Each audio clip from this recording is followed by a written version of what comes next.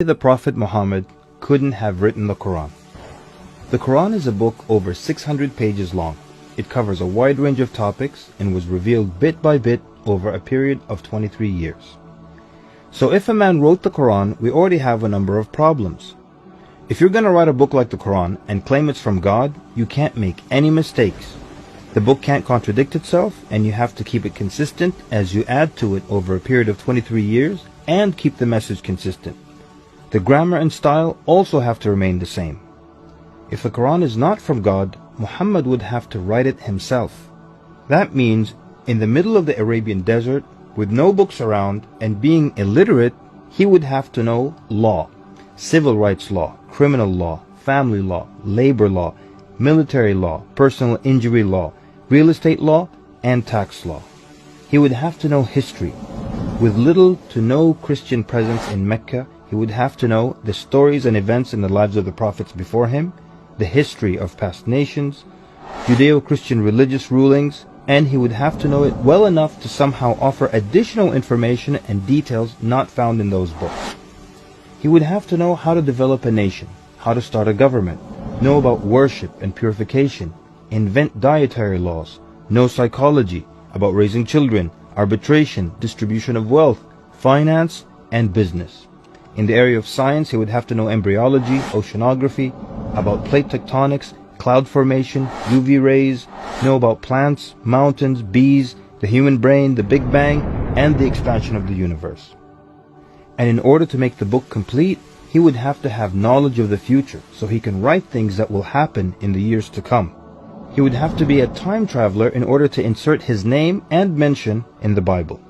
If he's claiming that the book he wrote is from God, it must not have a single solution that doesn't work. He must also keep his emotions and personal life out of the book. The book should not reflect happy times nor sad times in his life. The writing should not become cheerful and optimistic, nor sad and gloomy as if a human wrote it. But when you read the Quran cover to cover, you can't sense when his wife died, when his daughters got married, when his grandchildren were born, when he was victorious, and when he was defeated. To anyone who examines the Quran, it becomes perfectly clear that there is no way a man in the desert 1400 years ago could have written such a book. But what if it were a committee of brilliant minds, a secret society that is in charge of correcting, updating, and rewriting the Quran over the years? Their job would be to make sure that the book appears to be accurate, has no mistakes or contradictions, and to keep updating it to agree with science and the changing world.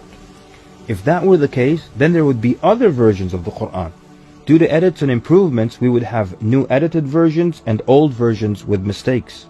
You would be able to detect different writing styles and influences from the different authors. The problem with all of that is, there is only one Quran. So one man didn't write it, and a committee didn't edit it, so where did it come from? What if clever devils dictated and influenced a man to write the Quran? The question then would be, what kind of devil calls to good behavior, worshipping God, honoring Jesus, giving to the poor, and warns of the devil? Any way you analyze the Quran, you come to a clear conclusion. It could not have been written by a committee, a devil, nor the Prophet Muhammad. Since it's impossible for Muhammad to have written it, then that means he was truthful in that it is from God. If it is from God, that means he was a genuine prophet. And if he's a genuine prophet, then his message should be heeded and obeyed.